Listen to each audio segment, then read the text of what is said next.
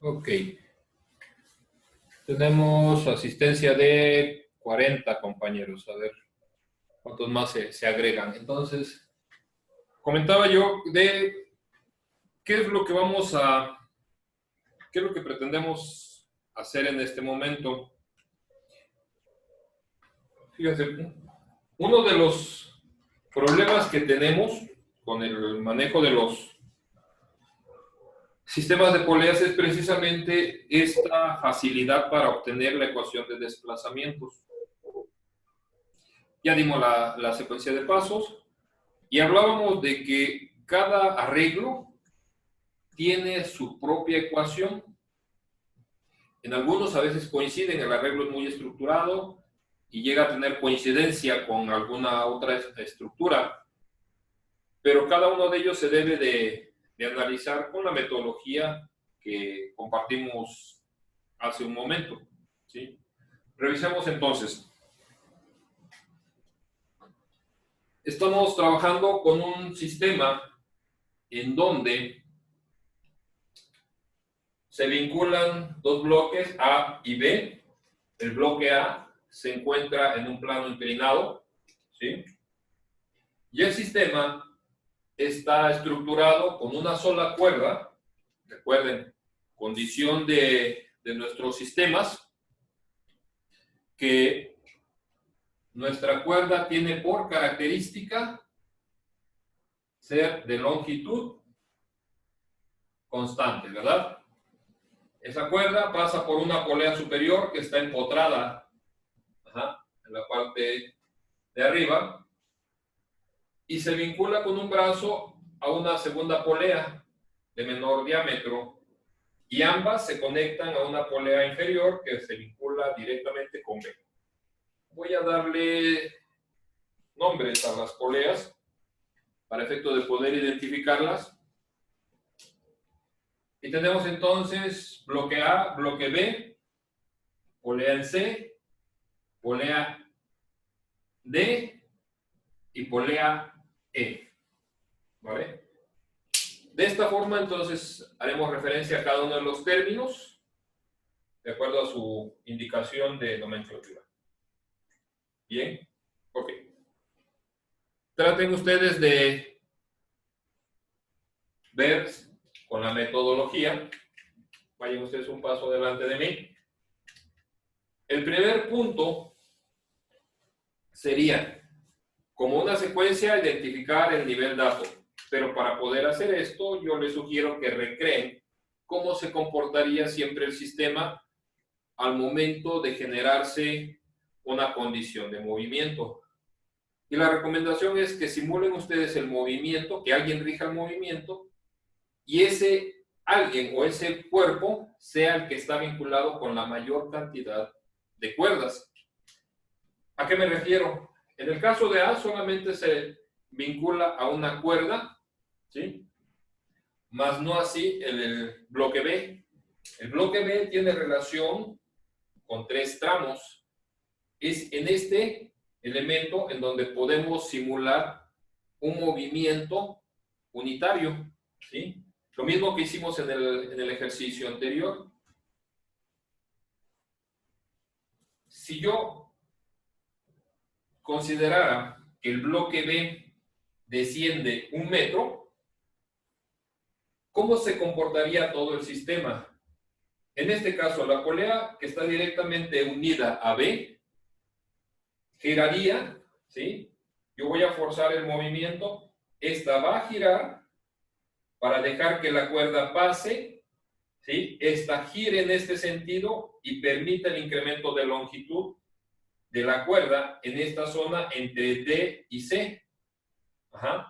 Consecuencia de esto, esta giraría en este sentido y el tramo de cuerda que se vincula a A sería menor, mientras que estas crecen proporcionalmente. Si B baja 1 metro, cada extremo de cuerda va a ganar 1 metro, de longitud, es decir, ganaría 1 metro, 1 metro, 1 metro, con lo cual toda esta longitud acumulada se ve reflejada en este extremo de cuerda. Mi consideración de análisis es que la relación es 1, porque simulé un movimiento descendente unitario que se va a reflejar en acumulado en A 3 veces por el número de cuerdas con el que estoy vinculado. Entonces, para mí la relación es 1 a 3, siendo 1 para el bloque B, 3 para el bloque A. ¿Sí? Ok. En esa recreación de movimiento, pude identificar que B y C son elementos que van a cambiar de posición, tanto como B. Los elementos que son fijos son E y D. Decíamos, vamos a plantear el nivel dato considerando un punto fijo o una referencia fija, ¿sí? Esa condición la puede cumplir tanto D como E.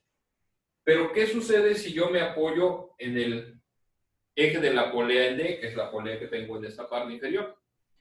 Esta tiene una vinculación directa con B, pero no la tiene con A. ¿Sí me explico?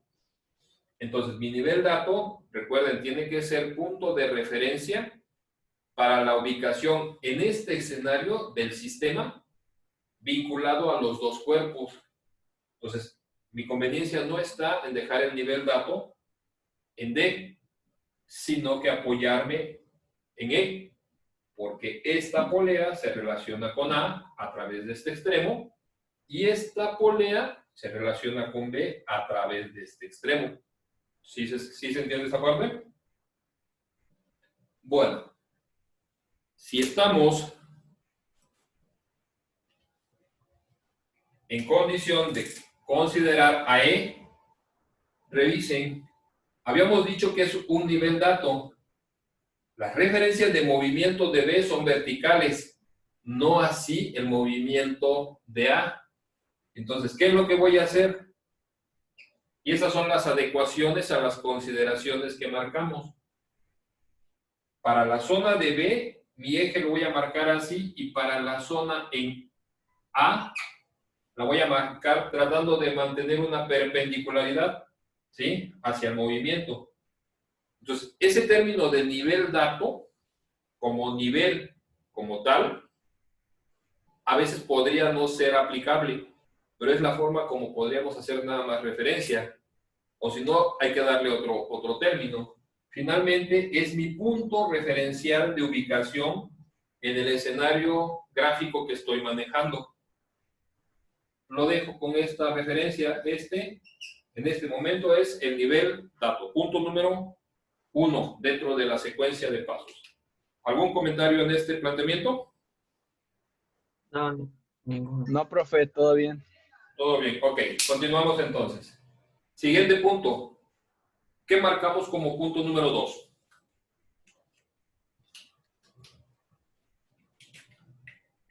Punto número 2 es eliminar los tramos que son constantes. Ajá. A nosotros nos interesan los tramos variables, pero es más fácil identificar los tramos que son constantes.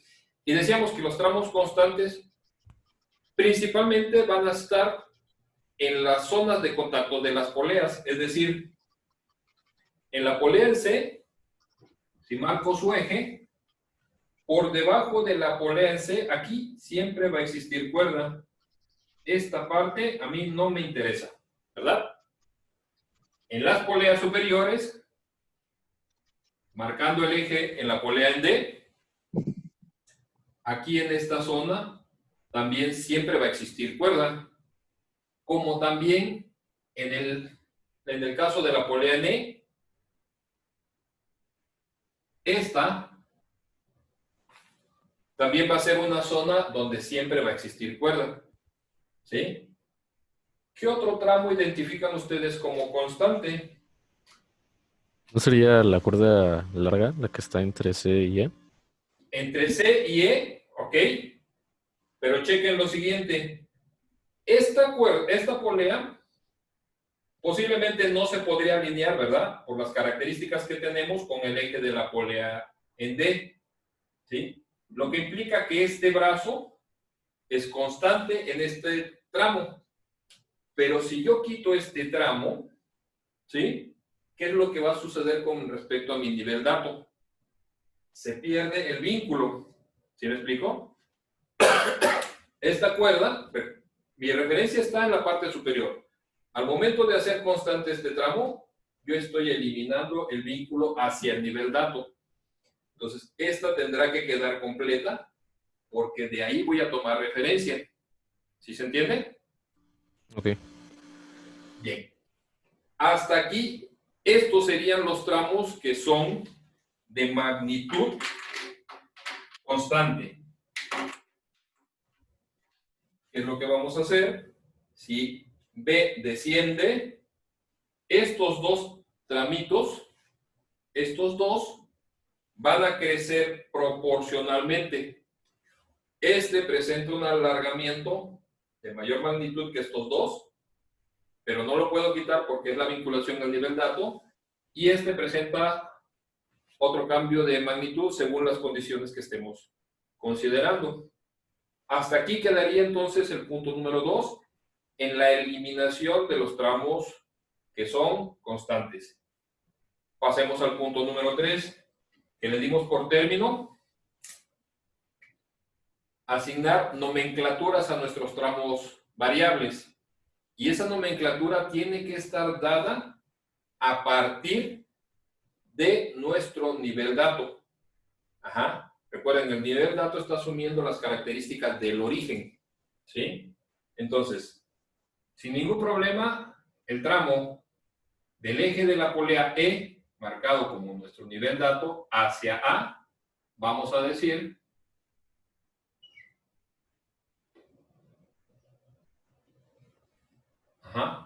que esta porción de cuerda me define la posición de A, dándole por nombre a este tramo SA. ¿Sí? Para el caso de B, del nivel dato, siempre el apoyo está en el nivel dato. Hacia el eje de la polea en C, ¿sí? Voy a decir que este tramo de cuerda me define, a partir del nivel dato hacia el eje de la polea en C, la posición de B. ¿Sí? ¿Qué nos hace falta nomenclaturar? La posición de C. Digo, la segunda. Ajá. Me falta darle nombre a estos tramitos, ¿verdad? Pero ¿qué característica tiene? ¿Qué es lo que decíamos aquí? Si yo le quito este tramo, pierdo el vínculo hacia el nivel dato. Ahí está la señora, voy a verla ya un chiste. ¿Perdón? No era para usted, creo. Ok. En ese sentido, este tramo es lo que a mí me interesa, pero no tiene relación directa hacia el nivel dato. Por eso me interesa este ejemplo. Porque en la secuencia, las estructuras que tengo pueden tener algunas particularidades. Yo requiero de estos dos, ¿sí? Pero no están vinculados directamente al nivel dato. Aquí lo que vamos a hacer, y es el ejemplo precisamente, me voy a apoyar, ¿sí?, en la distancia, no sé si lo cambio de color para que, del eje de la polea en E al eje de la polea en D, ¿sí? ¿Qué característica tiene esta distancia? Esa es una distancia constante, es el brazo que une a las dos poleas. Entonces, no le voy a dar como nomenclatura una posición, sino que voy a decir que esta es la altura H de D a E. ¿Con qué característica? Que esta es constante. ¿Sí se entiende? Ujú. ¿Hasta ahí estamos? Bien. ¿Qué es lo que va a suceder a continuación? Yo tengo una longitud total acotada con una parcial HDE que es constante, ¿sí? Y yo necesito esta que es complementaria. Estas cuerdas las podemos determinar tomando en consideración entonces la diferencia entre la posición de E, restándole a esta la altura H desde AE. ¿Sí se entiende? Entonces, este tramo recibe la nomenclatura como un cálculo, no como un nombre directo. Este sería entonces SB menos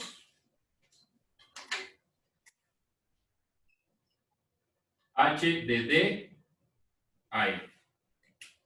¿Sí me explicó? Y es la distancia referida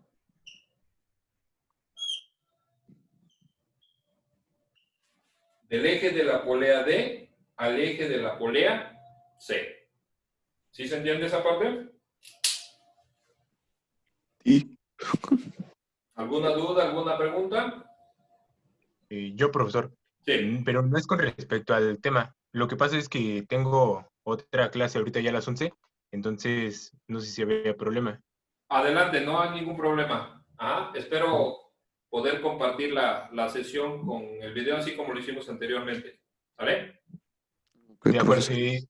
Una duda con respecto a eso, ¿en dónde podría encontrar los videos de las clases?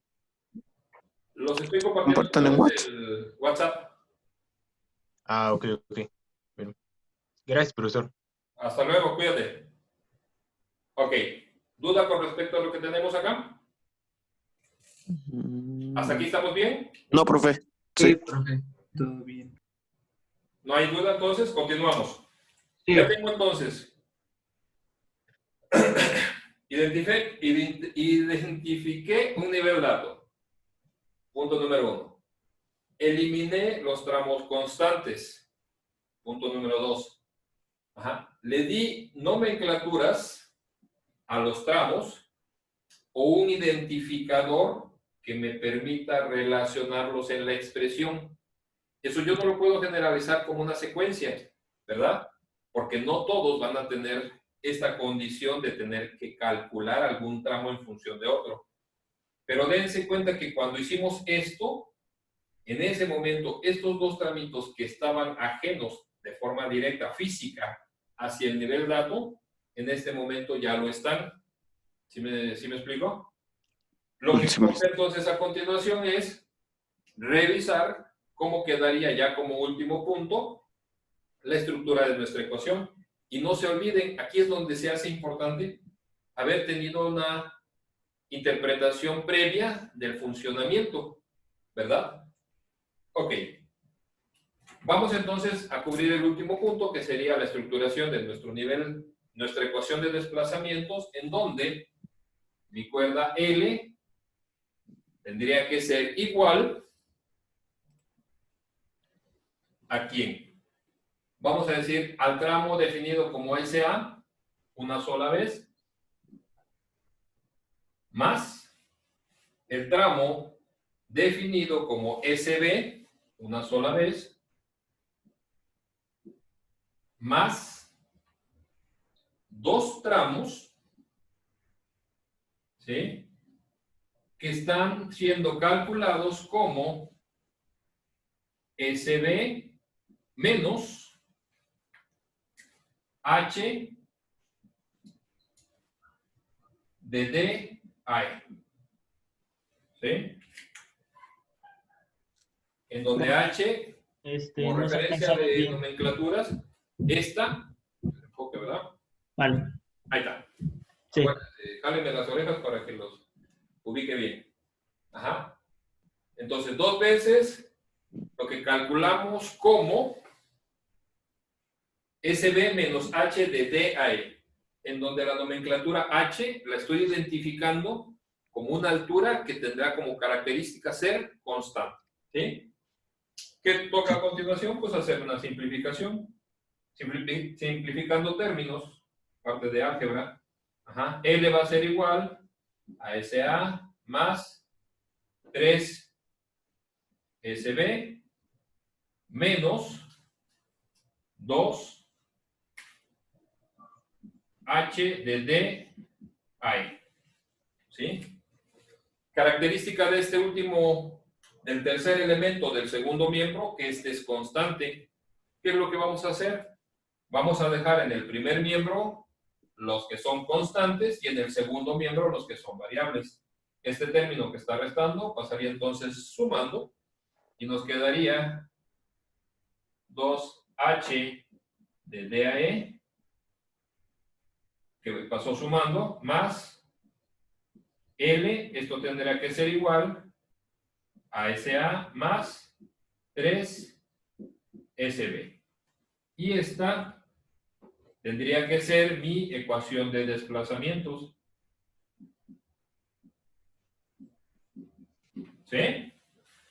¿Qué va a suceder si aplico yo la variación o una delta sobre estos términos?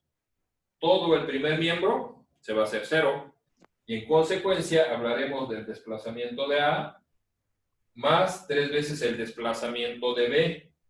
Igualando con este caso, que si yo despejo 3 veces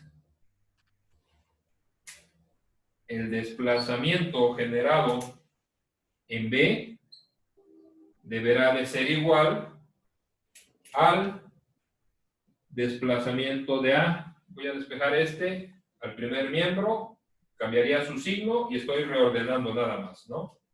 Y este tendría signo negativo. Y me faltó ahí la delta, ¿verdad?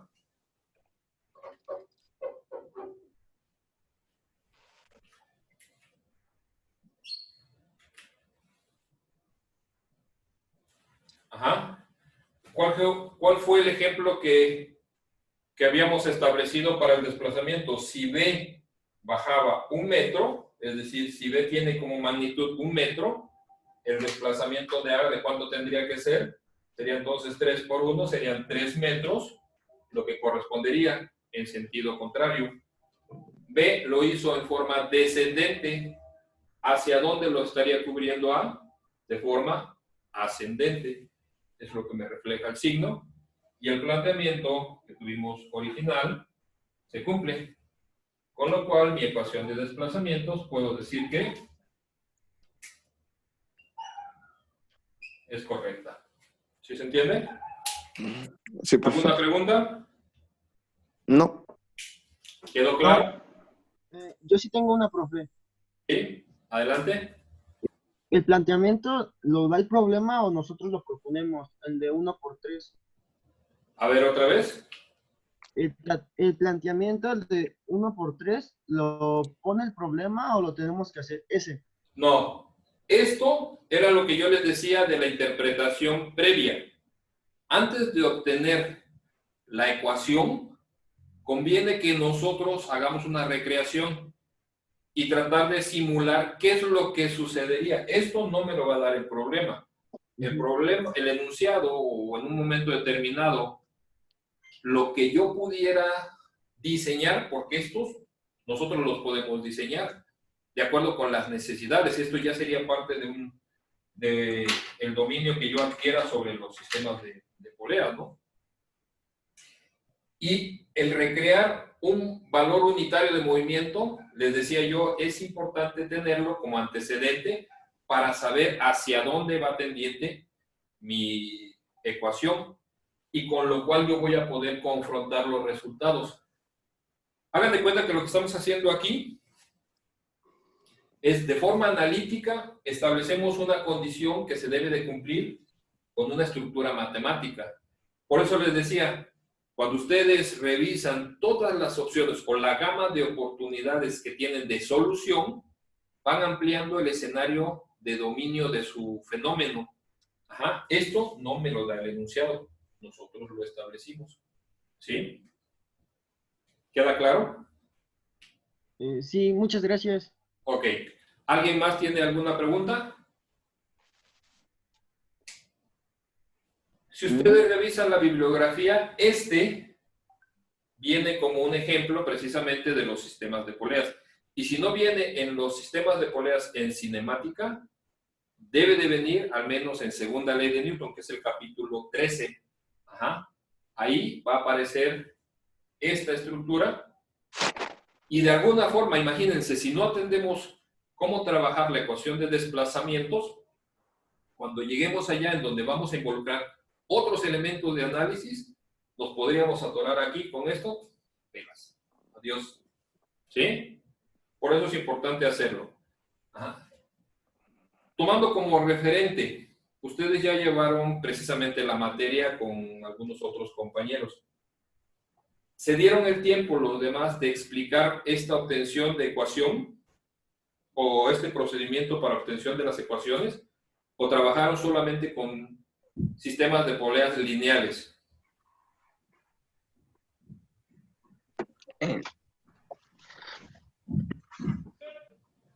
Yo en lo particular no trabajé con poleas. ¿No tocaron sistemas de poleas? No. Ok. Y esta es parte importante que viene en el examen, en el ETS. Ajá. Por eso, cuando no trabajan las temáticas de acuerdo al contenido que tenemos del programa, muchos de ustedes llegan con una desventaja. ¿Sí me explico? Y esto es factor importante para la implementación. Incluso, ojo, porque también viene su evaluación en la plataforma. Bueno, por eso estoy preguntando. Si en este momento ustedes no comparten ninguna duda, trabájenlo y después, más adelante, háganmela saber porque les dije, o todo queda claro o nada se entiende. Yo asumo que quedó claro, ¿no? Bueno, siguiente sistema. ¿Qué característica tiene? En este caso estamos vinculando el comportamiento. ¿Me quedó? Eso falta complementar, ¿verdad? Okay. Se trata también de una sola cuerda. Se trata también de una sola cuerda que vincula el comportamiento de un elevador con un motor, el cual se encuentra empotrado en la parte superior. ¿Sí? Son 4 poleas, un elevador y un motor. Ajá. ¿Podrán obtener la ecuación de desplazamientos? Vayan trabajando la secuencia de pasos. En lo que yo borro, ustedes avancen y empezamos a revisar. ¿Les parece? Chequenlo, por favor. Profe, quedan 9 minutos. 9 minutos. Ok. ¿Consideran conveniente que salgamos y regresemos? Prof. Pues yo digo que sí da, pero como vean. Una pregunta, profe. Sí. Ahí nada más hay un punto, ¿no? Que es el elevador. A ver. Es que no sé si me explico. Ustedes me dicen si queda más claro. No quiero acercarlo tanto para que no perdamos áreas de trabajo. ¿Sí está claro? A ver. Explico para consumir el tiempo que podamos, ¿no? En este caso, ¿qué sucedería? El elevador, el motor en la parte superior está empotrado, está fijo. ¿Qué es lo que va a hacer? Que este motor, cuando está trabajando, cuando gira, ¿qué hace? Recoge parte de la cuerda, ¿verdad? Si el motor enrolla, hace que el elevador suba, ¿sí? Caso contrario, si el motor desenrolla, hace que el elevador baje. Démosle nomenclaturas a las poleas. Es elevador. Vamos a dar entonces que esta es la polea A, polea B, polea C y polea D. ¿Sí? Al momento en el que el elevador sube, lo hace en acompañamiento de las poleas A y C, ¿sí? Y se quedan fijas las poleas B y D. ¿Ok? Bueno, Entonces, esa sería la consideración. ¿El comentario, compañero, cuál era? ¿Queda claro cómo funciona? Motor en la parte superior está fijo, está empotrado. Creo que sí. Aquí el problema es el brillo que le está dando esto. ¿Queda más claro? Sí, profesor. Sí, ¿verdad? Tenían ahí el brillo del pizarrón. ¿Ok? Bueno.